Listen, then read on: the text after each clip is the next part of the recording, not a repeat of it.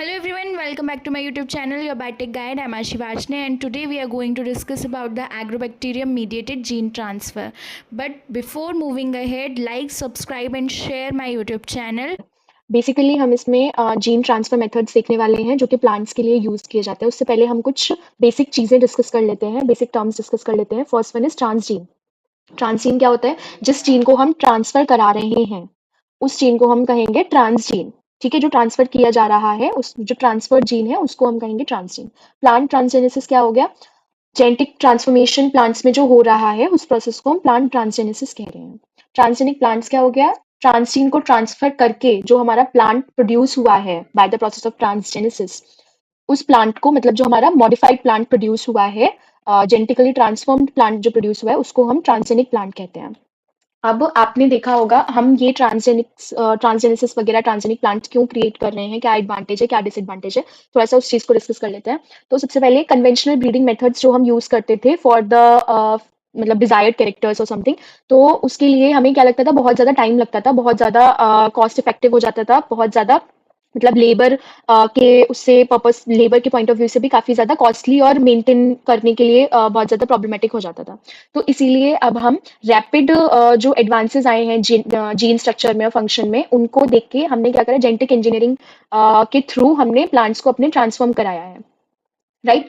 अब transgenic plants जो है is the outcome of an integrated application of recombinant DNA technology. तो उस रिकॉम्बिनेंट डीएनए टेक्नोलॉजी के से रिलेटेड जो जो हम मेथड्स हैं वो डिस्कस करते हैं। ठीक है, अब लेकिन ट्रांसजेनिक प्लांट्स हम क्यों बना रहे हैं, क्या हमें जरूरत है, क्या हमारे पास एडवांटेज है, क्या डिसएडवांटेज है, वो भी थोड़ा सा देख लेते हैं। एडवांटेज क्या है कि हम हमारे एग्रीकल्चरल में, हॉर्टिकल्चरल में ऑर्नामेंटल वैल्यू ऑफ प्लांट्स को जो भी हमारे प्लांट्स हैं, चाहे हॉर्टिकल्चर प्लांट हो गए, चाहे वो हमारे एग्रीकल्चर प्लांट्स हो गए, चाहे वो ऐसे प्लांट्स जो कि हमारे ऑर्नामेंटल वैल्यूज के हैं, उनको हम क्या कर सकते हैं, इंप्रूव कर सकते हैं। ठीक है, फर्स्ट रीजन ये हो गया। और हम इन प्लांट से प्लांट बायोरिएक्टर्स को डेवलप करा सकते हैं for in expensive manufacture of commercially important products. ठीक है, जैसे कि हमारे प्रोटीन्स, मेडिसिन, फार्मास्यूटिकल प्रोडक्ट्स, ये सब जो हो गए, इस चीज के लिए हम प्लांट को यूटिलाइज कर सकते हैं। और हम जो भी जीन्स हैं, उन प्लांट के अंदर जो जीन्स हैं उनको स्टडी कर सकते हैं during their developmental and various biological processes. क्या हम जेनेटिक ट्रेट्स उनमें इंट्रोड्यूस करा सकते हैं? तो हम हर्बिसाइड के रेजिस्टेंट उनमें ट्रेट्स इंट्रोड्यूस करा सकते हैं। और वायरल एक्शन से प्रोटेक्ट करने के लिए उनके अंदर हम जीन्स को इंट्रोड्यूस करा सकते हैं। इंसेक्टिसाइडल एक्टिविटी से प्रोटेक्ट करने के लिए न्यूट्रिशनल क्वालिटी को हम इंप्रूव कर सकते हैं। फ्लावर पिगमेंटेशन को अल्टर कर सकते हैं। टॉलरेंस प्रोवाइड करा सकते हैं to environmental stress and self incompatibility. ये कुछ मेजर फैक्टर्स हो गए जिनको हम इंट्रोड्यूस करा सकते हैं इनटू आवर ट्रांसजेनिक प्लांट्स। तो हम क्या मेथड्स इसके लिए यूज करते हैं, कौन से जीन ट्रांसफर मेथड्स हम यूज करते हैं for to achieve this purpose? सबसे फर्स्ट वन है हमारा वेक्टर मीडिएटेड जीन ट्रांसफर। ठीक है, इसमें हम वेक्टर यूज कर रहे हैं। इसमें हमारे दो टाइप्स आ जाते हैं, एक तो एग्रोबैक्टीरियम मीडिएटेड जीन ट्रांसफर और एक आ जाता है हमारा plant viral vectors. Agrobacterium mediated gene transfer जो है हमारा काफी एफिशिएंट मेथड है, बट इसका एक डिसएडवांटेज क्या हो जाता है कि नेचुरली ये मोनोकॉट प्लांट्स को इन्फेक्ट नहीं करता है। एग्रोबैक्टीरियम जो हमारी स्पीशीज है, बैक्टीरियल स्पीशीज, ये मोनोकॉट प्लांट्स को इन्फेक्ट नहीं करती है। इसके कुछ रीजंस हैं जो हम आगे स्लाइड्स में डिस्कस करेंगे। फॉर नाउ अभी इतना ही। फिर प्लांट वायरल वेक्टर्स ये भी हमारा थोड़ा इनफेक्टिव मेथड है, क्योंकि इससे हमारे ट्रांसलोकेशन होने के जीन्स के काफी चांसेस रहते हैं और इन्फेक्शन होने के भी कुछ चांसेस रहते हैं। तो हम आगे जाके डिस्कस करेंगे। अब आते हैं हमारे डायरेक्ट और वेक्टरलेस मेथड्स पे। डायरेक्ट मेथड्स में हमारा क्या है, फिजिकल मेथड्स आ जाते हैं, जिसमें इलेक्ट्रोपोरेशन आ गया, माइक्रो प्रोजेक्टाइल जिसको हम पार्टिकल बम्बार्डमेंट मेथड भी कहते हैं, micro injection, liposome fusion, silicon carbide fibres. फिर हमारे कुछ केमिकल मेथड्स के बारे में हम डिस्कस करते हैं, जिसमें से मोस्ट कॉमन है हमारा पॉलीथाइलिन ग्लाइकोल मीडिएटेड। फिर हमारा है diethyl amino ethyl DEA dextran mediated. ठीक है, तो सबसे पहले हमने क्या क्या अभी तक डिस्कस किया कि हम कुछ डिफरेंट मेथड्स यूज करने वाले हैं for the introduction of DNA into the plant, जिसमें हमारे वेक्टर मीडिएटेड मेथड्स होंगे, वेक्टर लेस मेथड्स होंगे। वेक्टर मीडिएटेड में हमारे एग्रोबैक्टीरियम मीडिएटेड जीन ट्रांसफर और वायरस मीडिएटेड जीन ट्रांसफर, ये दो टाइप के पढ़ेंगे। और वेक्टर लेस मेथड में हम कुछ फिजिकल और केमिकल मेथड्स के बारे में डिस्कस करें। पहले हमारा आया एग्रोबैक्टीरियम मीडिएटेड जीन ट्रांसफर। तो एग्रोबैक्टीरियम जो है हमारा, सबसे पहले हमारी दो स्पीशीज हैं एग्रोबैक्टीरियम की, एक एग्रोबैक्टीरियम ट्यूमिफेसिन्स और एक एग्रोबैक्टीरियम राइजोजेंस। जिसमें से हमारा जो एग्रोबैक्टीरियम ट्यूमिफेसिन्स है वो कौन सी डिसीज कॉज करता है, crown gall disease in plants. और इसके अंदर जो प्लाज्मिड प्रेजेंट होता है वो है हमारा टीआई प्लाज्मिड। एग्रोबैक्टीरियम राइजोजेंस क्या है, ये रूट हेयर डिसीज कॉज करते हैं प्लांट्स में, और इसके पास जो प्लाज्मिड होता है वो आरआई प्लाज्मिड, मतलब रूट इंड्यूसिंग प्लाज्मिड। ये रहा हमारा क्राउन गॉल डिसीज। ये हमारा क्राउन गॉल डिसीज है और ये हमारा रूट हेयर डिसीज है। अब ये जो एग्रोबैक्टीरियम स्पीशीज है ये सॉइल बॉर्न बैक्टीरिया है हमारा और ये ग्राम नेगेटिव है। ये क्वेश्चन आ जाता है एग्जाम में, गेट भी हो गया या फिर हमारा डीबीटी या सीएसआईआर कोई भी एग्जाम हो, उसमें आ जाता है कि एग्रोबैक्टीरियम ग्राम नेगेटिव बैक्टीरिया या ग्राम पॉजिटिव है। तो ये चीज आपको याद रखनी है। इसकी मॉर्फोलॉजी हम देखें अगर तो ये रॉड शेप बैक्टीरिया होता है, मोटाइल बैक्टीरिया है, फैमिली इसकी है राइजोबिएसी और ये हमारा नेचुरल वेक्टर है या नेचुरल जेनेटिक इंजीनियर है। तो क्वेश्चन में इस तरीके से भी आ जाता है कि हमारा नेचुरल जेनेटिक इंजीनियर कौन है। तो ऑप्शंस दे दिए जाएंगे आपको डिफरेंट डिफरेंट, तो उसमें से आपको सिलेक्ट करना है। तो एग्रोबैक्टीरियम जो है हमारा एग्रोबैक्टीरियम ट्यूमेफेसिन, ये हमारा नेचुरल जेनेटिक इंजीनियर है, क्योंकि इसको हमने डिजाइन नहीं करा है। ये इसका मैकेनिज्म ही ऐसा है कि नेचुरल जेनेटिक इंजीनियरिंग का काम कि नेचुरली ही जेनेटिक इंजीनियर हो गया। अब इसके बारे में जो हमें मेन डिटेल्स डिस्कस करनी है कैसे काम करते हैं, सबसे पहले हम एग्रोबैक्टीरियम ट्यूमेफेसिन के बारे में डिस्कस करेंगे, जिसका प्लाज्मिड है TI plasmid, tumour inducing plasmid. तो ये कैसे काम करता है, क्या करता है, सबसे पहले हम ये सारी चीजें डिस्कस करेंगे। किस तरीके से वर्क करते हैं, हम मैकेनिज्म देख रहे हैं यहाँ पे कि हमारा जो प्लांट है, और ये मोस्ट प्रोबेबली जो प्लांट है वो हमारा डाइकोट प्लांट है, राइट। अब जब भी इसमें वुंड क्रिएट होगा, जब भी यहाँ पे प्लांट में कोई भी वुंड होगा, तो यहाँ से हमारे कुछ फिनोलिक कंपाउंड्स रिलीज होते हैं, जैसे कि एसिटोसिरिंजोन एंड हाइड्रोक्सी एसिटोसिरिंजोन। आपको बहुत क्लियरली एग्जांपल्स याद होने चाहिए, क्योंकि एग्जाम में आ जाता है कि कौन से कंपाउंड्स, मतलब किस कंपाउंड को देख के एग्रोबैक्टीरियम जो है हमारा अट्रैक्ट हो रहा है, या कौन से फिनोलिक कंपाउंड्स हैं। ठीक है, तो वुंड में से हमारे फिनोलिक कंपाउंड जो है रिलीज होते हैं, जिसमें से acetosyringone and hydroxy acetosyringone are the most common one. Agrobacterium क्या करता है, जैसे ही यहाँ से फिनोलिक कंपाउंड्स रिलीज होते हैं, तो एग्रोबैक्टीरियम के अंदर कीमोटैक्सिस होती है towards the these compounds, these phenolic compounds. तो मतलब ये अट्रैक्ट होते हैं टुवर्ड्स दीज फिनोलिक कंपाउंड्स, तो ये मूव करके उधर चले जाते हैं जहाँ पे भी इनको ये फिनोलिक कंपाउंड्स की स्मेल्स मिलती है। ठीक है, मतलब जहाँ पे भी इनको इसका सिग्नल मिलेगा वहां ये चले जाएंगे। अब जब ये वहां जाते हैं, इसी चीज को जब ये वहां चले जाते हैं, तो यहाँ पे crown gall tumour disease cause करते हैं। इसी चीज को अब समझते हैं थोड़ा जूम करके कि कैसे ये क्राउन गॉल ट्यूमर डिसीज हो रही है। तो बैक्टीरिया के अंदर बेसिकली एक जो हम ट्यूमर इंड्यूसिंग प्लाज्मिड प्रेजेंट है, ये हमारा ट्यूमर इंड्यूसिंग प्लाज्मिड प्रेजेंट है। ये ट्यूमर इंड्यूसिंग प्लाज्मिड के अंदर टीडीएनए वाला एक सेक्शन प्रेजेंट है, ये हमारा टीडीएनए वाला सेक्शन प्रेजेंट है। ठीक है, जब हमारा एग्रोबैक्टीरियम ट्यूमेफेसिन्स प्लांट के पास जाता है, तो प्लांट में ये हमारी प्लांट सेल है, ये हमारी बैक्टीरियल सेल है। तो ये टीआई प्लाज्मिड खुद अंदर ट्रांसफर नहीं होता, टीडीएनए वाला जो सेक्शन है हमारा, सिर्फ इतना सेक्शन हमारा यहाँ से प्लांट सेल के अंदर इन्फेक्ट करा दिया जाता है, ट्रांसफर करा दिया जाता है, जिसकी वजह से ये टीडीएनए जो है हमारे प्लांट के डीएनए के साथ इंटीग्रेट हो जाता है, और फिर वहां पे जाके कुछ ओपाइंस की सिंथेसिस कराने लगता है। वो ओपाइंस क्या होते हैं, मतलब ऐसे जीन्स की सिंथेसिस कराने लगता है जैसे कि हमारे ऑक्सिन हो गए, साइटोकाइनिन हो गए, इनका प्रोडक्शन काफी ज्यादा बढ़ा देता है, जिसके प्रोडक्शन बढ़ने की वजह से यहाँ पे हमें क्राउन गॉल डिजीज देखने को मिलती है, मतलब उसका साइज बढ़ने लगता है। ठीक है, और भी कुछ हमारे कंपाउंड्स हैं, जैसे कि कुछ नाइट्रोजन सोर्स या कार्बन सोर्स के लिए जो कंपाउंड्स हैं उनका मेटाबॉलिज्म भी बढ़ जाता है, सो दैट ये बैक्टीरिया उन चीजों को यूटिलाइज कर पाए और इस तरीके से हमारा इन्फेक्शन कराता है। ये एक ओवरव्यू हो गया किस तरीके से एग्रोबैक्टीरियम इन्फेक्ट कर रहा है या किस तरीके से चीजें वर्क कर रही हैं। ठीक है, तो अभी इसी चीज को हमने अपने पर्पस के लिए, ये नेचुरली वर्क करता है इस तरीके से एग्रोबैक्टीरियम ट्यूमेफेसिन।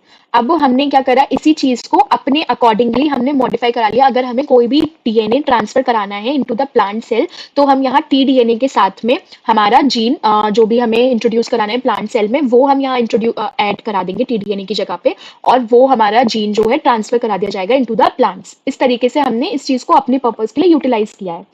तो क्या क्या मैकेनिज्म है, किस तरीके से ये टीडीएनए ट्रांसफर कराया जाता है, कौन कौन से जीन्स इन्वॉल्व हैं, किस तरीके से एग्रोबैक्टीरियम वर्क कर रहा है, ये सारी चीजें अब हम डिटेल में डिस्कस करेंगे। तो इसी चीज को मैंने कुछ स्टेप्स में लिख दिया है, जैसे कि क्या क्या स्टेप्स होते हैं हमारे, क्या क्या स्टेप्स हमने अभी डायग्रामेटिकली देखे। वो स्टेप्स थे, सबसे पहले प्लांट ने रिलीज करना स्टार्ट किया हमारे सर्टेन फिनोलिक कंपाउंड्स को, जैसे कि एसिटोसिरिंजोन, हाइड्रोक्सी एसिटोसिरिंजोन हो गए फ्रॉम द वुंडेड साइट्स। फिर वो एंटर करे, बैक्टीरिया एंटर करा into the plant tissues, is facilitated by the release of certain phenolic compounds. ठीक है, मतलब बैक्टीरियम प्लांट टिश्यूज के अंदर एंटर करेगा। ठीक है, सेकंड प्रोसेस हमने ये देखा था। फिर हमने क्या देखा था, जैसे ही बैक्टीरिया वहां पे एंटर करता है, क्राउन गॉल फॉर्मेशन होने लगता है, और क्राउन गॉल फॉर्मेशन कब होगा, जैसे ही बैक्टीरिया टीआई प्लाज्मिड से टीडीएनए को रिलीज करता है into the plant cell cytoplasm. Okay. फिर जो टीडीएनए है, दैट कैरी टीडीएनए क्यों, मतलब किस वजह से क्राउन गॉल डिसीज हो पा रही थी, क्योंकि टीडीएनए ऐसे जीन्स को कंटेन करता है that codes for the protein involve in the biosynthesis of growth hormones. Auxin और साइटोकाइनिन की सिंथेसिस के लिए जो जीन्स प्रेजेंट होते हैं, टीडीएनए उन जीन्स की ट्रांसक्रिप्शन ट्रांसलेशन कराने लगता है, सो दैट ऑक्सिन, मतलब ऐसे प्रोटीन्स की सिंथेसिस कराने लगता है जो प्रोटीन्स ऑक्सिन और साइटोकाइनिन की सिंथेसिस में इन्वॉल्व होते हैं, जो एंजाइम्स। ठीक है, तो इसकी वजह से क्या होगा, ऑक्सिन और साइटोकाइनिन की सिंथेसिस काफी इनहांस हो जाएगी। और कुछ हमारे प्लांट मेटाबोलाइट्स हैं जिनको हम ओपाइंस कहते हैं, जो कि हमारे बेसिकली अमीनो एसिड डेरिवेटिव्स होते हैं। एग्रोपाइंस हो गए जो कि हमारे शुगर डेरिवेटिव्स होते हैं, जिनको इन दोनों को हम एग्रोपाइन और हमारे ओपाइंस हो गए, ये हमारे सोर्स ऑफ कार्बन और एनर्जी की तरह काम करते हैं, जो कि फर्दर फिर कौन यूटिलाइज कर लेता है, हमारा एग्रोबैक्टीरियम यूटिलाइज करता है फॉर देयर एनर्जी। ठीक है, उसको भी तो एनर्जी मिलनी चाहिए, तो एग्रोबैक्टीरियम जो ये ओपाइंस और एग्रोपाइंस प्रेजेंट होते हैं, इनसे जो भी हमारे शुगर्स अमाइनो एसिड बन रहे हैं, उनको अपनी एनर्जी और कार्बन सोर्स के लिए यूज कर रहा है, सो दैट फर्दर वो इसी तरीके से इन्फेक्शन करा पाए। फिर बैक्टीरिया क्या होगा, यही प्रोसेस चलता रहेगा, बैक्टीरिया मल्टीप्लाई होने लगेगा, इन्फेक्शन कंटिन्यूस रहेगा, एग्रोबैक्टीरियम कंटिन्यूसली इन्फेक्ट करे जा रहा है, ग्राउंड गॉल डेवलप होता जाएगा, उतना ही ग्रो होता जाएगा। ठीक है, अब कुछ यहाँ पे एक नोट लिखा हुआ है कि कुछ हमारे डाइकॉट प्लांट्स हैं जो कि अफेक्ट होते हैं बाय क्राउन गॉल डिजीजेस। ठीक है, जिसमें से एग्जाम्पल आ गए हमारे ग्रेप्स हो गया, रोज हो गए, स्टोन फ्रूट ट्रीज, ये सब हमारे कुछ डाइकॉट प्लांट्स के एग्जाम्पल्स हैं। अब इसी प्रोसेस को और डिटेल में समझने के लिए हमें टीआई प्लाज्मिड का अरेंजमेंट डिस्कस करना पड़ेगा कि किस तरीके से टीआई प्लाज्मिड के अंदर कैसे जीन्स प्रेजेंट हैं। जो साइज भी आ जाता है एग्जाम में पूछने को कि टीआई प्लाज्मिड का टोटल साइज कितना है, तो वो हमारा साइज है 200 किलो बेस पेयर्स। ठीक है, अब क्योंकि ये प्लाज्मिड है तो ऑब्वियस सी बात है, इंडिपेंडेंटली रेप्लिकेट कर सकता है। इसके पास जो हमारा हम यहाँ पे देखेंगे दो बॉर्डर्स हैं, एक हमारा ये हो गया लेफ्ट बॉर्डर और एक हमारा ये हो गया राइट बॉर्डर। इसके बीच में ये हमारा इतना रीजन जो हो गया लेफ्ट और राइट बॉर्डर के बीच में, वो हमारा टीडीएनए रीजन हो गया, जिसमें से कि हम टीडीएनए के अंदर जो हमारे जीन्स प्रेजेंट होते हैं वो ऑक्सिन के जीन्स, ये हमें दिख रहे हैं ऑक्सिन के जीन्स, ये हमारे साइटोकाइनिन के जीन्स और ये हमारे ओपाइन के जीन्स, ये टीडीएनए के अंदर अरेंजमेंट देखने को मिल रहा है। इसके अलावा हमें क्या देखने को मिल रहा है, यहाँ पे कुछ विर जीन्स हैं, मतलब वायरुलेंस रीजन वाले जीन्स प्रेजेंट हैं। यहाँ पे ये ओपाइन मेटाबॉलिज्म के लिए, ओपाइन कैटाबॉलिज्म के लिए, मतलब जो भी हमारे ओपाइंस से चीजें बन रही हैं, शुगर अमाइनो एसिड, उसको कैटाबोलाइज करने के लिए यहाँ पे ये कुछ जीन्स प्रेजेंट है। फिर यहाँ पे हमारी ऑरिजिन ऑफ रेप्लिकेशन प्रेजेंट है, जो कि रेप्लिकेशन स्टार्ट करा, जहां से रेप्लिकेशन स्टार्ट होगा इस टीआई प्लाज्मिड का। ठीक है, तो जो हमारे टीडीएनए का जो लेंथ होता है वो 12 टू 24 किलो बेस पेयर होता है, ये लेंथ भी आपको याद होना चाहिए फॉर एग्जाम पर्पस।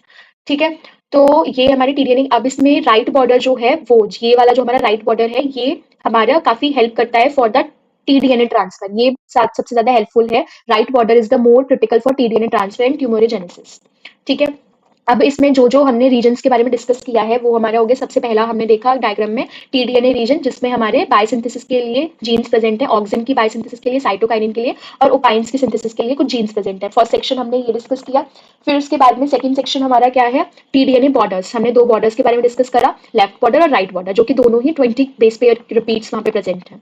ठीक है, अब set of 20 kilo base pair sequences present on either side also transfer to the plant cells. Next region हमने डायग्राम में क्या देखा, वायलेंस रीजन प्रेजेंट है, मतलब ये वो जीन्स हैं जो कि रिस्पॉन्सिबल हैं for the transfer of T-DNA into the host plant. तो ये क्वेश्चन भी आएगा कि इसमें से कौन से टाइप्स के जीन्स हैं जो कि टीडीएनए ट्रांसफर में हेल्प करते हैं, तो आपको याद रखना है वो हमारे वायलेंस रीजन वाले या विर जीन्स हैं। ठीक है, जो कि विर रीजन में प्रेजेंट होते हैं ऑफ टीआई प्लाज्मिड। फिर हमारा जो हमने ये प्रीवियसली डायग्राम देखा है, ये हमारे टीआई प्लाज्मिड का डायग्राम है।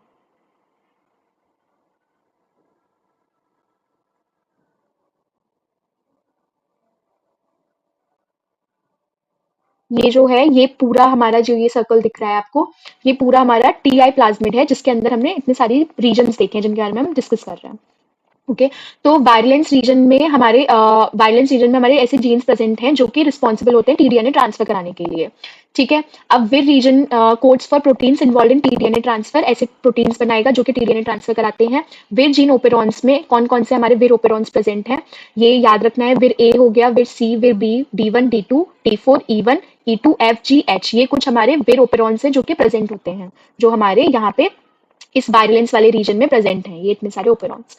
अब हमारे ओपाइन कैटाबॉलिज्म रीजन भी प्रेजेंट है, this region codes for proteins involve in the uptake and metabolism of ओपाइंस।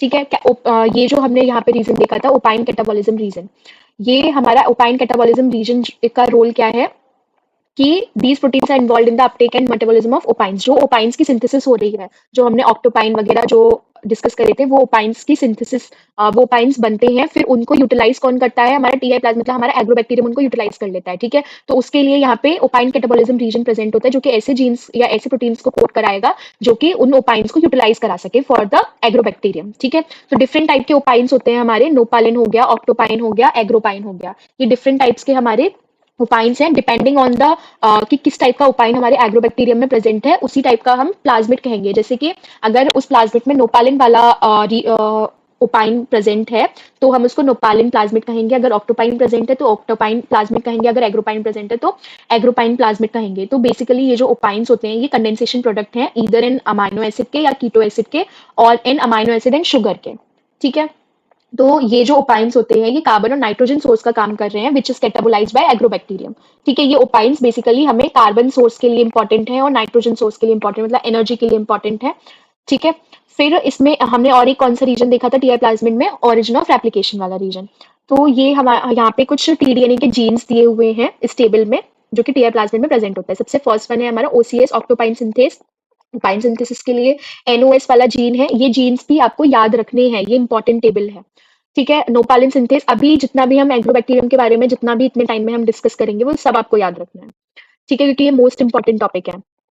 अब यहाँ पे नोपालिन सिंथेज वाला भी एक रीजन होता है। अगर नोपालिन वाला ओपाइन प्रेजेंट है, तो उसके लिए नोपालिन सिंथेज जो है वो हमारा प्रोडक्ट बनेगा, और उसका जीन जो होगा वो एनओएस प्रेजेंट होगा ओपाइन सिंथेसिस के लिए। अब हमारी ऑक्सिन सिंथेसिस के लिए कौन सा जीन प्रेजेंट होता है इसके अंदर, जो हमने टीडीएनए के अंदर देखा था, वो है हमारा टीएमएस1, ठीक है। प्रोडक्ट जो बनेगा ट्रिप्टोफैन 2 मोनोऑक्सीजनेस, क्योंकि यही जो है प्रिकर्सर होता है फॉर द ऑक्सिन सिंथेसिस। ऐसे ही टीएमएस2 वाला जीन भी प्रेजेंट होता है, जो कि इंडोल एस्टामाइड हाइड्रोलेज बनाएगा, जो कि ऑक्सिन सिंथेसिस के लिए चाहिए होता है। फिर टीएमआर प्रेजेंट होता है, आइसोपेंटाइल ट्रांसफरेज, साइटोकाइनेसिस सिंथेसिस के लिए। एजीएस चाहिए होता है एग्रोपाइन सिंथेसिस, ओपाइन सिंथेसिस के लिए। तो ये सारे हमारे कुछ जीन्स हो गए जो आपको याद रखने हैं। फिर उसके बाद में आते हैं डिफरेंट, जो भी हमने वीर जीन्स के बारे में डिस्कस करा था, डिफरेंट वीर जीन्स के रोल्स के बारे में हम डिस्कस कर लेते हैं, किसका क्या रोल है, कौन कैसे वर्क कर रहा है। जो हमारा डीएनए ट्रांसफर हो रहा है, टीडीएनए ट्रांसफर हो रहा है, उसमें जो हेल्प कराते हैं, ये सारे वीर जीन्स ही हेल्प कराते हैं, ठीक है। जो हमने यहाँ पे डायग्राम में डिस्कस करा था कि ये टीडीएनए ट्रांसफर होता है इधर से इधर, ठीक है। इस ट्रांसफर में हेल्प कौन कराता है? अपने आप तो हो नहीं जाता है, तो कुछ जीन्स हैं जो हमारे वीर जीन्स हैं, जो वीर रीजन में प्रेजेंट होते हैं। ये वीर रीजन हो गया जहाँ पे ये वीर जीन्स प्रेजेंट है, अलाइंड है एक दूसरे के साथ। फिर ये वीर जीन्स जो है कैसे, क्या, किस वीर जीन का, क्योंकि हमने डिस्कस करी काफी सारे हमारे वीर जीन्स हैं, ABCDEFGH, ये सारे हमारे वीर जीन्स हैं। तो ये वीर जीन्स, किस वीर जीन का क्या रोल है इस टीडीएनए ट्रांसफर कराने में, वो अब हम डिस्कस करने वाले हैं। तो सबसे पहले हमारा जो वीर ए है और वीर जी है, ये हमारे ऐसे दो जीन्स हैं जो कि कंटिन्यूअसली एक्सप्रेस होते हैं, कंटिन्यूअसली थ्रू आउट द, मतलब चाहे हमारा टीडीएनए ट्रांसफर हो रहा हो चाहे ना हो रहा हो, बट ये कंटिन्यूअसली एक्सप्रेस होते रहते हैं। फिर अब ये जो है हमारा टू कंपोनेंट सिस्टम है, अभी हम देखेंगे टू कंपोनेंट सिस्टम क्या होता है आगे वाली स्लाइड में। ये हमारा टू कंपोनेंट सिस्टम है। तो इसमें बेसिकली हो क्या रहा है कि विर, जब भी हमारा एसिटोसिरिंजोन प्लांट, मतलब जब भी हमारा एसिटोसिरिंजोन को स्मेल करता है हमारा बैक्टीरियल सेल, ठीक है। तो ये हमारा बैक्टीरियल मेम्ब्रेन है, बैक्टीरियल मेम्ब्रेन में हमारे विर ए नाम का एक रिसेप्टर प्रेजेंट होता है, ठीक है। मतलब कैसे पूरा प्रोसेस हो रहा है ये हम यहाँ पे डिस्कस कर रहे हैं। बेसिकली हो क्या रहा है कि जब भी हमारा एग्रोबैक्टीरियम प्लांट को देख, मतलब प्लांट के अंदर वुंड एरिया को देख के हमारे फिनोलिक कंपाउंड्स को स्मेल करके उनकी तरफ जाएगा, तो ये जैसे हमारे फिनोलिक कंपाउंड हो गया एसिटोसिरिंजोन, इसको इसने स्मेल करा और ये हमारा बैक्टीरिया इसकी तरफ आ गया। तो बैक्टीरियल मेम्ब्रेन पे हमारे विर ए नाम के प्रोटीन काइनेस प्रेजेंट होते हैं, ठीक है। ये रिसेप्टर हो गया जो कि इसमें सिग्नल हमारा यहाँ पे हो गया एस्टोसिरिंजोन, और रिसेप्टर हमारा विर ए हो गया, ठीक है। तो एस्टोसिरिंजोन क्या करेगा, विर ए एस्टोसिरिंजोन को जैसे ही, मतलब एस्टोसिरिंजोन जैसे ही अपने रिसेप्टर पे आके लगेगा, सिग्नल जैसे ही रिसेप्टर पे आके लगेगा, तो विर ए क्या हो जाएगा हमारा, फॉस्फोराइलेट हो जाएगा, ऑटोफॉस्फोराइलेट, क्योंकि ये क्या है, ये इस यहाँ पे ऑटोफॉस्फोराइलेशन हो जाएगा। मतलब यहाँ पे ये देखिए इधर फॉस्फोराइलेशन हुआ, ये हमारा फॉस्फोराइलेशन हुआ, ओके। ये फॉस्फोराइलेशन होने के बाद में जैसे ही यहाँ फॉस्फोराइलेशन होगा, वैसे ही ये अब इसके साथ में दूसरा भी हमारा जुड़ा हुआ है, वो है विर जी। तो जैसे ही इसका फॉस्फोराइलेशन यहाँ होगा, वैसे ही विर ए जो है विर जी का भी फॉस्फोराइलेशन करा देगा। विर ए हमारा सेंसर का काम कर रहा है, विर जी हमारा इफेक्टर का काम कर रहा है, ठीक है। इसके फॉस्फोराइलेशन की वजह से विर जी का भी फॉस्फोराइलेशन हो जाएगा। विर जी आपका ये हमारा यहाँ पे दिख रहा होगा, ये फॉस्फोराइलेशन हो गया, तो एक्टिवेशन हो गया किसका, विर जी का। अब ये विर जी जाके बाकी के जो हमारे रिमेनिंग विर जीज थे, जैसे बी हो गया, डी ई एफ, बाकी के जितने भी थे उन सबका एक्टिवेशन कराएगा। ये खुद फॉस्फोराइलेट होने के बाद में फिर बाकियों के पास जाएगा और उनका फॉस्फोराइलेशन कराएगा, उनका एक्टिवेशन कराएगा। ठीक है, जैसे ही उनका एक्टिवेशन हो जाएगा वैसे ही फिर ये सब मिलके जो जो इनके हम रोल्स अभी डिस्कस करने वाले हैं, ये सब मिलके फिर टीडीएनए के ट्रांसफर में हेल्प कराएंगे। ठीक है, तो अब यहाँ पे टू कंपोनेंट सिस्टम हम इसको क्या कह रहे हैं, क्योंकि इसका कुछ इस तरीके का अभी तो हमें यहाँ पे तो हमें कुछ ऐसे देखने को मिल रहा है ये, लेकिन जो एक्चुअल अरेंजमेंट है वो इस तरीके से है। वो कैसे काम कर रहा है, ये हमारा टू कंपोनेंट सिस्टम, अगर आपने सेल सिग्नलिंग पढ़ी होगी या फिर प्लांट हार्मोन्स के बारे में अगर पढ़ा होगा तो थोड़ा बहुत आइडिया होगा। तो ये इस तरीके से होता है बेसिकली टू कंपोनेंट सिस्टम। तो होता क्या है कि CHV शुगर सिग्नल जैसे ही मिलता है, मतलब ये होता है अटैचमेंट प्रोवाइड कराने के लिए। इसकी वजह से ही हमारे जो बैक्टीरियल स्पीशीज है वो प्लांट से जाके अटैच होती है। ठीक है, तो विर ए शुगर सिग्नल मिला, एस्टोसिरिंजोन का सिग्नल मिला, हम ये जूम आउट करके यहाँ पे ये प्रोसेस देख रहे हैं। ठीक है, तो विर ए, ये हमारा विर ए हो गया। ठीक है, जिसके पास दो रीजन्स प्रेजेंट हैं, पैरिप्लाज्मिक और लिंकर रीजन। ठीक है, जैसे ही इसको फिनोलिक सिग्नल मिलता है लिंकर वाले पार्ट को, वैसे ही यहाँ पे इसका ये एक काइनेज वाला रीजन भी प्रेजेंट है। काइनेज वाले रीजन में हिस्टिडीन वाला जो पार्ट है, हिस्टिडीन पे हमारा क्या होता है, फॉस्फोराइलेशन। जो हम यहाँ पे देख रहे थे ये फॉस्फोराइलेशन हुआ विर ए पे, तो वो कौन से रीजन पे एक्चुअली पर्टिकुलरली किस अमाइनो एसिड पे फॉस्फोराइलेशन हो रहा है, वो है हमारा हिस्टिडीन। अब ये चीज आपको याद रखनी है, किस पे हो रहा है, हिस्टिडीन पे फॉस्फोराइलेशन हो रहा है। हिस्टिडीन पे जैसे ही फॉस्फोराइलेशन हुआ, रिसीवर ने ये हमारा पूरा विर ए वाला रीजन था बेसिकली, ये हमारा पूरा विर ए है। तो इसके अंदर इतने सारे सेक्शंस हैं। रिसीवर ने रिसीव करा, रिसीवर ने रिसीव करने के बाद में ये हमारा रिसीवर हो गया। रिसीवर ने किस जगह पे रिसीव करा उस सिग्नल को, मतलब फॉस्फोराइलेशन को, कहाँ से, aspartic, D for aspartic acid, मतलब 766 पोजीशन पे इसका एस्पार्टिक एसिड रेजिड्यू लगा हुआ है, वहां पे इसने, मतलब वहां पे एक्चुअली सिग्नल इसको रिसीव हुआ। ठीक है, अब यही यहाँ जाके इसके साथ जो हमारा विर जी दूसरा कंपोनेंट लगा हुआ है, ये विर जी हमारा क्या करेगा, विर जी के किस रेजिड्यू अमाइनो, मतलब क्योंकि विर ए क्या करता है, विर जी पे फॉस्फोराइलेशन करा देता है। तो विर ए के किस पे, हिस्टिडीन पे फॉस्फोराइलेशन हुआ और इसने अपना फॉस्फेट को यहाँ ट्रांसफर कर दिया इसके विर जी के एस्पार्टिक एसिड रेजिड्यू पे। ठीक है, ये हमारा टू कंपोनेंट सिस्टम था।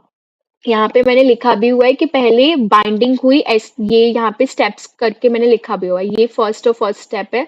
तो यहाँ पे बाइंडिंग हुई सबसे पहले एस्टोसिरिंजोन की टू अ विर ए रिसेप्टर। एस्टोसिरिंजोन सबसे पहले हमारे क्योंकि एस्टोसिरिंजोन क्या है, सिग्नल है, तो सिग्नल हमारे रिसेप्टर से बाइंड करेगा। रिसेप्टर से बाइंड करने के बाद में ऑटोफॉस्फोराइलेशन हो गया हमारे सेंसर का, रिसेप्टर का। ऑटोफॉस्फोराइलेशन किस जगह पे हो रहा है, हमारे हिस्टिडीन रेजिड्यू पे हो रहा है। विर ए के हिस्टिडीन अमाइनो एसिड पे फॉस्फोराइलेशन हुआ है। फिर जैसे ही इसका फॉस्फोराइलेशन हुआ, इसने ट्रांसफर कर दिया अपने फॉस्फेट को विर जी के एस्पार्टेड रेजिड्यू पे। ठीक है, ये यहाँ पे इसने विर जी के एस्पार्टेड रेजिड्यू पे ट्रांसफर कर दिया है। अब जो हमारे एक्टिवेटेड विर जी जीन्स है, ये अब किसका काम करता है, विर जी का रोल क्या है, ये ट्रांसक्रिप्शन फैक्टर का काम करता है फॉर अदर विर जीन्स। ये जाएगा और ये बाकियों को एक्टिवेट कराएगा। ठीक है, ये हो गया हमारा। अब हम डिफरेंट डिफरेंट सारे ही विर जीन्स के फंक्शंस को एक बार डिस्कस कर लेते हैं। ठीक है, तो सबसे पहला हमारा हो गया विर जी और विर ए के बारे में। विर ए और विर जी हमारे टू कंपोनेंट सिस्टम है जो कि कंटिन्यूअसली एक्सप्रेस करते हैं और बाकी विर ओपेरॉन्स को टाइटली रेगुलेट करके रखते हैं, क्योंकि यही जो है बाकी हमारे विर ओपेरॉन्स को एक्टिवेट कराने का काम करेंगे, इसीलिए। तो हमने विर ए के बारे में क्या देखा कि ये हमारा प्रोटीन काइनेज है जो कि बैक्टीरियल सेल मेम्ब्रेन को स्पेन करता है और रिसेप्टर का काम करता है for certain phenolic compounds release by the wounded plant cells. ठीक है, फिर विर जी का काम क्या हमने देखा कि ये ट्रांसक्रिप्शन फैक्टर की तरह काम करता है टू एक्टिवेट द विर जीन्स। फिर हमारे विर D1 और D2 आते हैं। ये हमारे एंडोन्यूक्लियस का काम करते हैं to generate linear single stranded TDNA. मतलब अभी हम आगे देखेंगे जो क्योंकि अब हमारा एक्टिवेशन हो गया सबका, मतलब सारे विर जी जीन्स का जब एक्टिवेशन हो गया तो विर D1 और D2 क्या करेंगे, जो हमारा टीडीएनए वाला पोर्शन था, ये हमारा जो टीडीएनए है, ठीक है, तो ये D1 D2 क्या करेंगे, इस टीडीएनए को यहाँ पे कट कट लगाएंगे, यहाँ पे ये कट लगाएंगे सो दैट टीडीएनए को यहाँ से रिलीज करा जा सके। ठीक है, ट्रांसफर कराना है तो हमें वहां से कट करना होगा, तो उसका काम हमारे D1 और D2 कर रहे हैं। तो D2 जो है वो फॉस्फोडाइस्टर बॉन्ड को ब्रेक करता है और हमारे 5 प्राइम एंड से, टीडीएनए के 5 प्राइम एंड से जुड़ा हुआ ही रहता है ये। ठीक है, D1 तो हट जाएगा, उसने अपना काम किया, वहां से चला गया, लेकिन D2 जो है हमारे टीडीएनए के 5 प्राइम एंड से जुड़ा ही रहता है बाया टायरोसिन रेजिड्यू। टीडीएनए के मतलब सॉरी, ये डी2 के टायरोसिन रेजिड्यू जो है वो टीडीएनए से लिंक्ड रहता है। ठीक है, 5 प्राइम एंड से। तो अब ये क्यों डी2 से अटैच रहता है टीडीएनए से, क्यों उसके साथ उससे हट नहीं रहा, ताकि एक्सोन्यूक्लियोलाइटिक अटैक को वो प्रिवेंट कर सके at the 5 prime end of the T-DNA. ठीक है, मतलब कुछ हमारे एक्सोन्यूक्लियसेस हो सकते हैं जो टीडीएनए को डैमेज करने आ जाए, उसको डिग्रेड करने आ जाए, तो उस चीज को प्रिवेंट करने के लिए हमारा डी2 जो है टीडीएनए के 5 प्राइम एंड से जुड़ा रहता है और उसको डिस्टिंग्विश करने का भी काम करता है कि ये हमारा लीडिंग स्ट्रैंड है या लीडिंग एंड है, जो कि जहां से आगे की तरफ मतलब टीडीएनए ट्रांसफर होगा। ठीक है, जिस साइड से। फिर आता है हमारा विर ई2। विर ई2 का काम क्या है, ये single stranded DNA binding protein है। मतलब जब हमारा टीडीएनए को कट करा दिया तो उससे बाइंड करके रहता है हमारा विर ई2, ताकि इसमें वापस से रेप्लिकेशन होना ना स्टार्ट हो जाए या फिर डबल स्ट्रैंड कोई और स्ट्रैंड आके इसके साथ में हाइब्रिड ना बनाने लग जाए। ठीक है, तो ये हमारे टीडीएनए को प्रोटेक्ट करता है अगेंस्ट न्यूक्लियस, न्यूक्लियस के अगेंस्ट प्रोटेक्ट कर रहा है और डीएनए को टारगेट कर रहा है into the plant cell nucleus. ठीक है, तो ये विर ई2 का रोल हो गया कि हमारे टीडीएनए को प्लांट सेल न्यूक्लियस के में जाने के लिए डायरेक्शंस दे रहा है बेसिकली। ठीक है, कि उसमें ट्रांसफर होना है आपको। फिर आते हैं हमारे विर ई2 डी2। तो ये जो हमारे विर ई2 डी2 हैं कि दोनों ही ऑलमोस्ट हमारे ट्रांसफर कराने का काम कर रहे हैं। तो क्यों ट्रांसफर कराने का काम कर रहे हैं, क्योंकि इनके अंदर जो प्रेजेंट है कुछ न्यूक्लियर लोकलाइजेशन सिग्नल्स प्रेजेंट है। न्यूक्लियर लोकलाइजेशन सिग्नल मतलब वो सिग्नल दे रहे हैं, ये इनके पास ऐसा सिग्नल प्रेजेंट है जो ये बता रहा है, मतलब डायरेक्शन दे रहा है या सिग्नल दे रहा है कि आपको न्यूक्लियस के अंदर जाना है। ठीक है, इसीलिए विर ई2 और डी2 हमारे टीडीएनए के साथ अटैच रहते हैं, ताकि उनको गाइड कर सकें कि ये रास्ता है, आपको यहाँ जाना है, मतलब प्लांट के सेल के न्यूक्लियस के अंदर आपको जाना है। ठीक है, वो हो गया न्यूक्लियर लोकलाइजेशन सिग्नल, मतलब प्लांट के सेल के न्यूक्लियस में जाने का सिग्नल। ठीक है, फिर आता है हमारा विर C1। C1 क्या है, ये हमारा ओवरड्राइव सीक्वेंस है जो कि राइट बॉर्डर के पास प्रेजेंट होता है। ये ट्रांसफर प्रोसेस को स्टिमुलेट कराता है। ठीक है, फिर आते हैं हमारे विर बी और D4 T4SS। ये क्या चीज है, तो बेसिकली अब प्लांट सेल में जाने के लिए हमें क्या चाहिए, एक ट्रांसपोर्ट का चाहिए, चैनल चाहिए। ठीक है, अगर आपने सेल बायोलॉजी पढ़ी होगी तो किस तरीके से डीएनए ट्रांसफर होगा, वहां पे चैनल फॉर्मेशन कराना पड़ेगा। तो विर बी D4 जो है ये चैनल है जिसके थ्रू टीडीएनए हमारे डोनर से रेसिपिएंट सेल के अंदर एंटर करेगा। ठीक है, तो बेसिकली T4SS होता क्या है, ये हमारा टाइप 4 सिक्रेशन सिस्टम है। इसको हम मेटिंग पेयर फॉर्मेशन भी कहते हैं, MPF एपेटस। ये क्या करता है, चैनल फॉर्म करता है, मतलब चैनल फॉर्मिंग सिस्टम है एग्रोबैक्टीरियम के अंदर, मतलब एग्रोबैक्टीरियम के सेल के अंदर वहाँ पे चैनल फॉर्म करेगा सो दैट हमारा डीएनए ट्रांसफर हो जाए from the donor cell to the recipient cell, मतलब प्लांट सेल के अंदर। ठीक है, तो वो जो चैनल वाला सिस्टम जो यहाँ पे है वो T4SS वाला सिस्टम है, इसीलिए हमने विर बी D4 T4SS सिस्टम लिखा हुआ है। अब हम देखते हैं इसी चीज को, अभी हमने टुकड़ों में पीसेस में पढ़ा है, अब हम देखते हैं कि टीडीएनए ट्रांसफर। अब हम एक बार फिर से जो भी हमने होल प्रोसेस को डिस्कस किया है, एक बार फिर से हम डिटेल में डिस्कस कर लेते हैं कि एक्चुअली हो क्या रहा है यहाँ पे, किस तरीके से हमारा टीडीएनए ट्रांसफर हो रहा है। ठीक है, तो फर्स्ट थिंग हमने क्या पढ़ी कि हमारे फिनॉल, मतलब ये हमारा wounded part of the plant है, यहाँ पे ये प्लांट सेल है। ठीक है, ये हमारे प्लांट है। अब यहाँ पे ये वुंड क्रिएट हुआ है जिसकी वजह से वहां से क्या रिलीज हो रहे हैं, कुछ हमारे फिनोलिक कंपाउंड्स और शुगर्स रिलीज हो रहे हैं।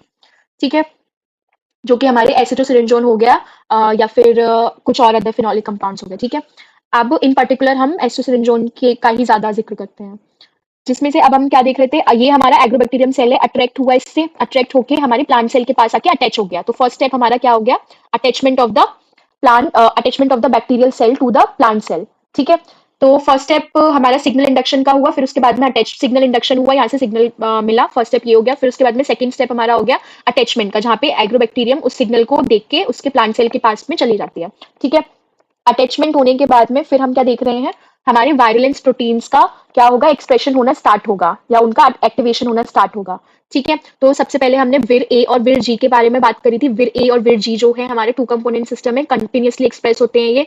ठीक है, विर ए जैसे ही हमारे फिनोलिक कंपाउंड्स आएंगे, मतलब उनको सिग्नल मिलेगा तो विर ए का एक्टिवेशन हो जाएगा, विर ए विर जी का एक्टिवेशन कराता है। विर जी फिर बाकी के जितने भी हमारे D1 D2 E2 B, इन सब जितने भी हमारे वायरुलेंस प्रोटीन्स हैं, ये इन सब का एक्टिवेशन कराएगा। ठीक है, थर्ड स्टेप ये हो गया हमारा एक्टिवेशन कराने का। ठीक है, फिर उसके बाद में जैसे ही ये चीज़ हो गई, अब हमारे D1 D2 का एक्टिवेशन हो गया है, तो D1 D2 क्या करते हैं, हमारे एंडोन्यूक्लियस का काम करते हैं। ये हमारे tDNA को क्या करेंगे, यहाँ से कट कराएंगे, ठीक है। कट कराने के बाद में फिर हमने E2 का काम क्या देखा था कि ये हमारे सिंगल स्ट्रैंडेड बाइंडिंग प्रोटीन का काम कर रहा है, तो ये हमारे किससे बाइंड कर जाएगा, जो हमारा tDNA सिंगल स्ट्रैंड, ये हमारा अब tDNA बन गया, ठीक है। ये हमारा tDNA है, ये, ठीक है। इससे हमारा यहाँ पे ये देख रहे होगे आप लोग कि विर E2 को यहाँ पे अटैच हो गया है उससे, हमारे सिंगल स्ट्रैंडेड tDNA से। ये हमारा सिंगल स्ट्रैंडेड tDNA है और इससे हमारा अटैच हो गया है विर E2, ओके। अब उसके बाद में हमारे विर बी का हमने क्या रोल पढ़ा था, विर बी और विर D2 हमारा D4, सॉरी, विर बी और विर D4 ये हमारे चैनल फॉर्म करने का काम करेंगे। तो ये देखिए प्लांट और बैक्टीरियल सेल दोनों के बीच में इन्होंने चैनल फॉर्म कर लिया है यहाँ। अब हमारा सिंगल स्ट्रैंडेड जो tDNA था वो इस रास्ते से होके प्लांट सेल के अंदर चला गया है, ठीक है। ये हमारा प्लांट सेल के अंदर आ गया है। अब यहाँ पे हमें क्या देखने को मिल रहा है कि यहाँ पे जो हमारा प्लांट सेल का जीनोम था, ये हमारा प्लांट सेल का जीनोम था। tDNA प्लांट सेल के अंदर जा गया, न्यूक्लियस में गया, क्योंकि विर E2 और विर D2 इसके साथ अटैच रहते हैं, ठीक है। विर E2 भी अटैच है यहाँ पे, विर D2 भी अटैच है, क्योंकि ये थ्रू आउट द जर्नी उसको गाइड कर रहे हैं कि आपको न्यूक्लियस के अंदर जाना है, क्योंकि सिग्नल जो है न्यूक्लियर लोकलाइजेशन सिग्नल वो इन दोनों के पास है। तो अगर ये सिग्नल नहीं प्रेजेंट होगा, ये दोनों नहीं प्रेजेंट होंगे, तो tDNA अंदर नहीं जा पाएगा न्यूक्लियस के, ठीक है। तो विर E2 और D2 गाइड कर रहे हैं कि प्लांट सेल के न्यूक्लियस के अंदर आपको जाना है। tDNA जैसे न्यूक्लियस में आ जाता है, फिर हमें क्या देखने को मिल रहा है कि हमारा जो प्लांट प्लांट जीनोम था उसके साथ में इनकॉर्पोरेट हो जा रहा है, यहाँ पे उसके साथ अटैच हो जा रहा है, ठीक है। ये अटैच हो गया। फिर जैसे प्लांट सेल की मशीनरी के थ्रू जिस तरीके से वो अपने जीनोम का ट्रांसक्रिप्शन और ट्रांसलेशन कराती है, वैसे ही tDNA का भी ट्रांसक्रिप्शन ट्रांसलेशन हो जाएगा उसके साथ में। जब वहां पे उसका ट्रांसक्रिप्शन ट्रांसलेशन होगा, तो उसके अंदर जो ऑक्सिन के लिए, साइटोकाइनिन के लिए, ओपाइन के लिए जो जीन्स प्रेजेंट थे, उनका भी ट्रांसक्रिप्शन ट्रांसलेशन होगा, तो उससे हमारे ऑक्सिन प्रोडक्शन हो जाएगा, साइटोकाइनिन प्रोडक्शन हो जाएगा, ओपाइन प्रोडक्शन हो जाएगा, ठीक है। फिर ऑटोमेटिकली यहाँ पे क्योंकि ऑक्सिन की सिंथेसिस ज्यादा हो रही है, साइटोकाइनिन की सिंथेसिस ज्यादा हो रही है, तो प्लांट सेल के अंदर अपने आप ही सेल डिवीजन ज्यादा होने लग जाएगा, मतलब क्राउन गॉल डिसीज होने लग जाएगी, ठीक है। तो ये रहे हमारे स्टेप्स जो कि अभी हमने प्रीवियसली डायग्राम में डिस्कस करे थे, ठीक है। कि सिग्नल इंडक्शन हुआ बैक्टीरियम, एग्रोबैक्टीरियम के अंदर, अटैचमेंट हुआ एग्रोबैक्टीरियम का प्लांट सेल से, थ्रू कुछ पॉलीसेक्राइड्स होते हैं जो कि इस चीज को, अटैचमेंट को फैसिलिटेट कराते हैं जैसे कि हमारे क्रोमोसोमल वायलेंस जीन्स हो गए, जो कि रिस्पॉन्सिबल है for the attachment of the bacterial cell to the plant cell, ठीक है। फिर हमने थर्ड स्टेप क्या देखा था, वायलेंस प्रोटीन्स का प्रोडक्शन हुआ था। फोर्थ स्टेप हमने क्या देखा था, tDNA स्ट्रैंड का प्रोडक्शन हुआ। फिफ्थ स्टेप हमने क्या देखा, transfer of tDNA out of the, मतलब कि tDNA फिर ट्रांसफर होने लगता है एग्रोबैक्टीरियम से हमारे प्लांट सेल के अंदर जाने लगता है। Transfer of tDNA into plant cells and integration, मतलब हमारे जो पूरा कॉम्प्लेक्स कौन सा था, tDNA विर D1, यहाँ पे सॉरी DR हो गया है, tDNA विर D1 और E2, ये पूरा कॉम्प्लेक्स, प्लांट प्रोटीन कॉम्प्लेक्स जो है एंटर करता है हमारी न्यूक्लियस में through nuclear pore complex, right. फिर वहां पे जो हमारा tDNA है वो क्या करता है, हमारे प्लांट क्रोमोसोम के साथ में इंटीग्रेट कर जाता है थ्रू अ प्रोसेस जिसको हम इलेजिटिमेट रिकॉम्बिनेशन कहेंगे, क्योंकि ये नॉर्मल रिकॉम्बिनेशन नहीं है, ठीक है। फिर नोट भी यहाँ पे लिखा हुआ है कि monocots are not the natural host of the agrobacterium tumefaciens, वो नेचुरल होस्ट नहीं है। मोनोकॉट जैसे सीरियल्स हो गए हमारे, क्यों नहीं है, क्योंकि मोनोकॉट्स प्लांट्स जो हैं वो इतना ज्यादा फिनोलिक कंपाउंड्स रिलीज नहीं करते, सफिशिएंट लेवल पे रिलीज नहीं करते हैं, जिसकी वजह से एग्रोबैक्टीरियम अच्छे से उनसे अट्रैक्ट नहीं हो पाते हैं, ठीक है। तो ये एक रीजन है। फिर उसके बाद में लेकिन अब ऐसे हमने इस तरीके से डिजाइन कर दिया है सिस्टम को कि ज्यादा हम मतलब हम इस चीज को मॉडिफाई कर सकते हैं मोनोकॉट प्लांट्स के लिए भी, कि हम अगर हम इन विट्रो ये काम कर रहे हैं तो हम मोनोकॉट प्लांट में इस तरीके से हम डिजाइन कर सकते हैं या ट्रांसफॉर्मेशन कर सकते हैं कि उसके अंदर से ज्यादा हमारे जो फिनोलिक कंपाउंड से रिलीज हो, और उसको देख के हमारा एग्रोबैक्टीरियम उससे अट्रैक्ट हो और हमारा जीन ट्रांसफर हो जाए, ठीक है। तो फर्स्ट स्पीशीज हमने जो जेनेटिकली ट्रांसफॉर्म कराई थी using agrobacterium tumefaciens is the rice, ठीक है। ये चीज आपको याद रखनी है। तो अभी तक ये हमने जो देखा, ये हमने पूरा सिस्टम देखा है कि किस तरीके से नेचुरली एग्रोबैक्टीरियम काम करता है। अब हम इसको अपने फायदे के लिए कैसे यूज कर सकते हैं, वो ऐसे यूज कर सकते हैं कि जो हमारा tDNA वाला रीजन है वहां पे हम अपना जीन ऑफ इंटरेस्ट इंट्रोड्यूस करा दें या डाल दें, सो दैट हमारा जीन ऑफ इंटरेस्ट प्लांट के अंदर इस तरीके से ट्रांसफर हो जाएगा, ठीक है। तो इस चीज को हम अपने लिए इस तरीके से यूटिलाइज कर सकते हैं कि हम tDNA की जगह हमारा जीन ऑफ इंटरेस्ट उसमें इंट्रोड्यूस कर दें। अब हम कुछ लिमिटेशंस देखने वाले हैं टीआई प्लाज्मिड के, ठीक है। अगर हम डायरेक्टली, जैसा हमें टीआई प्लाज्मिड मिलता है एग्रोबैक्टीरियम के अंदर, हम डायरेक्ट वैसा ही टीआई प्लाज्मिड अगर यूज करने लग जाए for our purpose in vitro, तो फिर क्या डिसएडवांटेज थे उस चीज के, ठीक है। तो बेसिकली सबसे फर्स्ट डिसएडवांटेज ये था, मतलब लिमिटेशन, सॉरी डिसएडवांटेज नहीं कहेंगे, लिमिटेशन क्या हो रहा था कि टीआई प्लाज्मिड का जो साइज है वो काफी बड़ा है, 200 to 800 केवी था, ठीक है। तो जिसकी वजह से large segments of DNA of Ti plasmid are not essential, ठीक है, मतलब बहुत सारे रीजन्स ऐसे हैं टीआई प्लाज्मिड के अंदर जो कि एसेंशियल नहीं है हमारी, अगर हमें कोई भी जीन ट्रांसफॉर्म कराना है तो हमें कुछ बहुत सारे ऐसे जीन्स टीआई प्लाज्मिड के अंदर प्रेजेंट हैं जिनकी हमें जरूरत नहीं है क्लोनिंग पर्पज के लिए, तो ऐसे जीन्स को हमें रिमूव कर देना चाहिए। ठीक है, फिर उसके बाद में और क्या चीज थी कि unique restriction enzyme sites TI plasmid में एब्सेंट थी, है ना। तो हमें अगर हमें एफिशिएंट वेक्टर चाहिए, एफिशिएंट प्लाज्मिड चाहिए, तो हमें उसके अंदर एक उसकी पहचान ये होती है कि उसके अंदर रेस्ट्रिक्शन एंजाइम साइट्स प्रेजेंट हो। ठीक है, फिर नेक्स्ट चीज क्या थी कि फाइटो हार्मोन्स जो थे, the phyto hormones auxin and cytokinin produce prevent the plant sales being regenerated into plants. इसकी वजह से क्या हो रहा था, जो हमारे फाइटो हार्मोन्स प्रेजेंट थे वो प्लांट रीजनरेशन होने में डिसएडवांटेज दे रहे थे जब हम इनविट्रो इस एग्रोबैक्टीरियम को यूज कर रहे हैं, टीआई प्लाज्मिड को यूज कर रहे हैं, तो ये प्रॉब्लम्स आ रही थी इनविट्रो हमें करने में। ठीक है, दूसरा तो अगर हमारे ये फाइटो हार्मोन्स जो है प्रॉब्लम दे रहे हैं तो इसीलिए ऑक्सिन और साइटोकाइनिन जीन्स को भी हमें रिमूव कर देना चाहिए। ठीक है, फिर next is opine production in transform plant cells lowers the plant yield. जो ओपाइन वहाँ पे एग्रोपाइन ऑक्टोपाइन ये सब जो प्रेजेंट थे हमारे, वो प्रॉब्लम कर रहे हैं, मतलब प्लांट यील्ड को कम कर रहे हैं। ठीक है, तो इसीलिए इन ओपाइन सिंथेसाइजिंग जीन्स को भी which are of no use for plants should be removed, इनको भी रिमूव कराया गया। फिर उसके बाद में Ti plasmid can not replicate in E coli. अब क्योंकि हम इनविट्रो काम कर रहे हैं तो इनविट्रो में हम जो होस्ट का मोस्ट कॉमनली लेते हैं वो इकोलाई लेते हैं। जब भी हमें नेचुरली क्लोनिंग करानी है तो उसके लिए हम इकोलाई एज अ होस्ट ले लेते हैं, जिसके अंदर हमने हमारा प्लाज्मिड डाल दिया और वहां पे नेचुरली क्लोन होने लगेगा इकोलाई में। लेकिन इकोलाई के अंदर क्लोन होने के लिए उसके पास क्या नहीं है, इकोलाई में रेप्लिकेट होने के लिए उसके अंदर ऑरिजिन ऑफ रेप्लिकेशन नहीं है। ठीक है, तो वो हमें इंट्रोड्यूस करनी पड़ेगी, मतलब ऑल्टरनेटिव अरेंजमेंट करना पड़ेगा हमें कि हम नई ऑरिजिन ऑफ रेप्लिकेशन को उस टीआई प्लाज्मिड में इंट्रोड्यूस करें that allows the plasmid to replicate in E coli. ठीक है, ये कुछ लिमिटेशंस थे जब हमने, जैसा हमें एग्रोबैक्टीरियम ट्यूबरकुलोसिस मिला, जैसा हमें टीआई प्लाज्मिड मिला, तो वैसे ही जब हमने डिजाइन मतलब यूज करा for our purpose for gene transfer method in vitro जब हमने यूज करा, तो ये प्रॉब्लम्स आ रही थी। तो इन्हीं चीज को मॉडिफाई करने के लिए फिर हमने टीआई प्लाज्मिड डिराइव्ड कुछ वेक्टर सिस्टम्स डिजाइन करे जिनमें ये सारी प्रॉब्लम्स को हमने क्या कर दिया, ओवरकम कर दिया। जैसे कि अब हमने साइज को रिड्यूस कर दिया टीआई प्लाज्मिड के, और हमने जो फाइटो हार्मोन वाले जीन्स थे उनको रिमूव कर दिया, ओपाइन वाले जीन्स को रिमूव कर दिया, और उसमें इकोलाई में रेप्लिकेट होने के लिए जो ऑरिजिन ऑफ रेप्लिकेशन चाहिए था वो उसमें इंट्रोड्यूस करा दिया। ठीक है, तो ये सारे जो प्रॉब्लम्स आ रहे थे इन विट्रो करने में, उन सब चीज को ओवरकम करने के लिए हमने दो टीआई प्लाज्मिड से डिराइव्ड दो हमने वेक्टर्स डिजाइन करे, वेक्टर सिस्टम्स डिजाइन करे, एक हमारा को इंटीग्रेटिव वेक्टर्स और एक हमारा बाइनरी वेक्टर्स। तो आज के लिए बस इतना ही, मिलते हैं नेक्स्ट वीडियो में। Thank you for watching your biotech guide. Next video में हम डिस्कस करेंगे को integrative vectors and binary vectors के बारे में।